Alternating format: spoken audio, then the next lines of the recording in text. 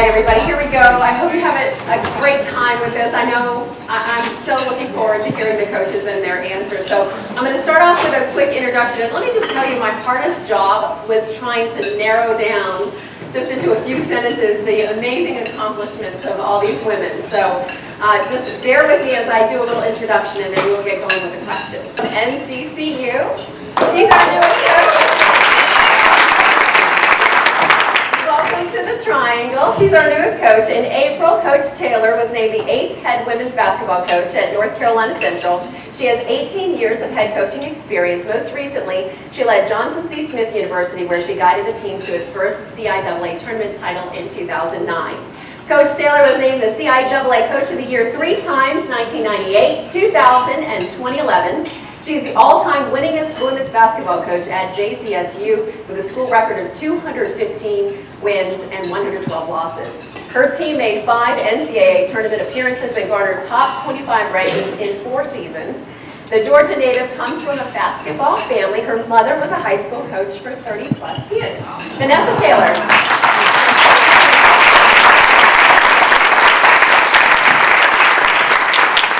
Okay, so I'm going to start off with an easy question. Let's start with Sylvia here. What do you like most about coaching? Winning.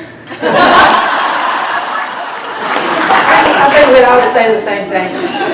But just the fact that it's such a fun way of life. You got ups and downs and all, but just mainly the relationships with people. You don't have to wear hose too much. I worked in downtown Chicago after graduation and tried to make the quota board. And I realized in a quick 9 months that was kind of an empty life. I made a lot of money, but I had no feeling about it. And so I went back and got my master's and got into coaching. And to me, it's the business of developing people and young people. And it's a lifestyle choice. It's not a job. I cringe when people call it a job. You know, it's something you do 24/7 and you work by objectives.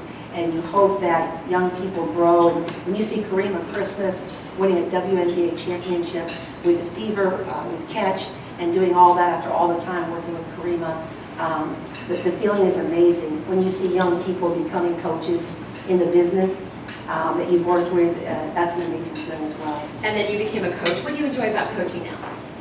I think I would have to say inspiring young people, and also the relationships that you build, not only with those young people, but with the assistant coaches that you work with, and just the people that are in the different departments.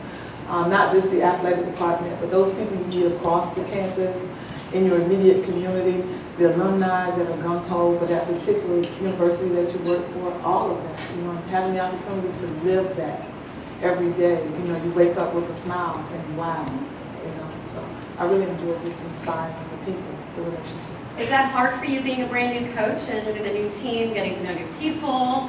No, it's not. I think I'm somewhat of a social butterfly. I love people.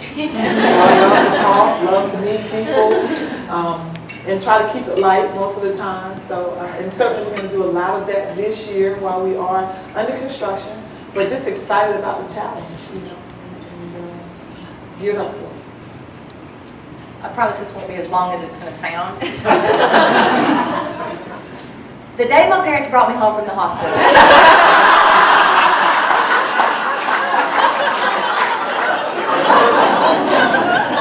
My parents put a basketball in my hand and took a picture. So my dad, my mom played college basketball. My dad coached. I've got 2 younger brothers that now coach Division I basketball.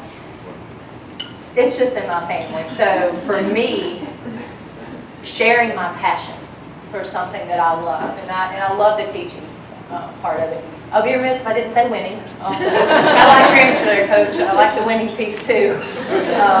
But I think if you, really anybody that knows me knows I have a great passion for this sport. Okay, now the next question is, if you weren't a coach, what would you be? Coach Hatchell? What would I be? I'd probably be cutting the grass at Biltmore Estates. Would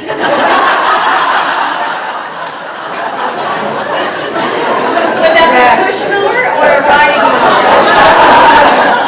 Now that's a hard question.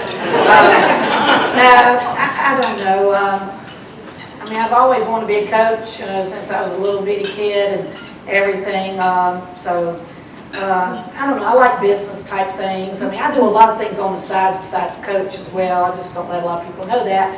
But I do, I'm not really sure because I never really thought about it. But I do like mowing grass, and I was at Biltmore Saturday, and it was beautiful up there. And I thought, you know, either that or a Walmart greeter.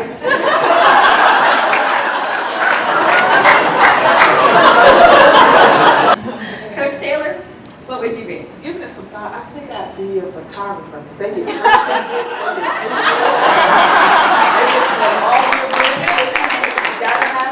Be a part of everything, so I think I'm sticking with photography. Now, Coach Harper, I'm going to guess that yours might have to do something with shoes. Oh, no. I get that a lot recently. I love your shoes. Thank you.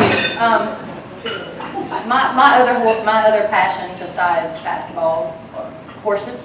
I don't have any formal training, so I don't know that I can make a living with horses. That's actually where you lose all your money. Maybe, I don't know, teaching, I'm not sure what I would, I knew from an early age what I wanted to do. Well, at the 2012 Olympics, it was referred to as the Year of the Woman in recognition of the growth in numbers and accomplishment of female athletes. Do you see the 2012-2013 basketball season as a continuation of the Year of the Woman? How are we doing on women in sports? Every year is the year of the woman. I agree, yes!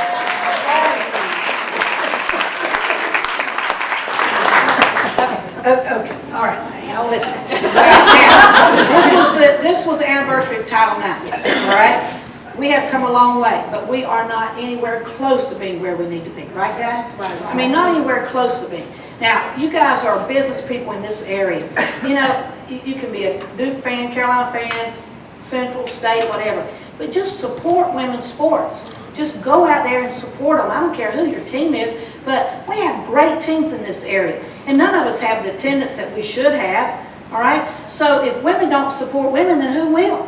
You know? So we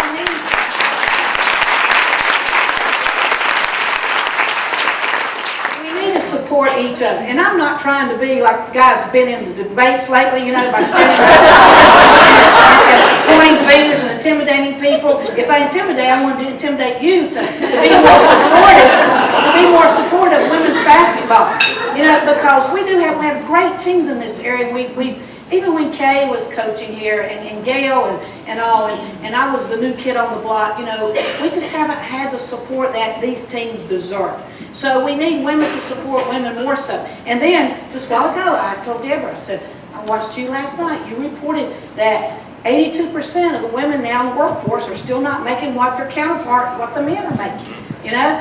And so we were talking about why that was.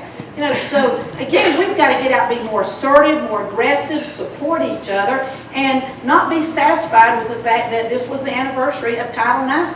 You know, we got to go after it even harder than we are going. We cannot be content and be satisfied. I'm finished. Carry a torch. A road has been paved for us, and so it is our responsibility to make sure the young women that come behind us and under our leadership and our direction, those people that we come in contact, understand just the hard work that it took Title IX from the beginning to get to this point. And like she said, you know, we can't rest on our laurels. We definitely have to continue to work as hard so that they understand how important it is that we continue. Well, one thing, they have to know that it is important to us. If we don't talk about academics, then all they see us as their basketball coach. So it has to be important, genuinely important to us. So we do different things. I talked to a couple kids after practice yesterday, just asked them how their tests were going. You know, if they feel that, then they know it is important. And you know, we're continuing to build that culture of wanting to be successful in everything you do, not just on the court, but in the classroom as well. I think a lot of it is they need to know we care. And again, I could go through the list of things that we as a coaching staff does for our players. I don't know that you'd be interested in that, but just genuinely care about their activities. Well, I must say, everything that Coach Harper is doing now, because I have one of her players, we're doing at NC Central. Kendra actually played for Coach Harper at Western Carolina, and so she brought about that philosophy. But I think that when you go into an environment and they talk about just the mission of first the athletic department, you know, that rings high with us. Like she said, certainly it has to mean a lot to us, and then our students understand how important it is. But we're competitive, and so with our competitive nature, certainly we have academic coaches, and there are no money or no bets or anything, but just that competitive drive, the students that are under each of us, we just want to win. So we're pushing them to do well so that that particular team does well, and it kind of takes the focus off of just that person as an individual, but understanding you need to do well in your classes for not only yourself, but because you're in a group. Again, reiterating that team. No I in team, but there is an I in win.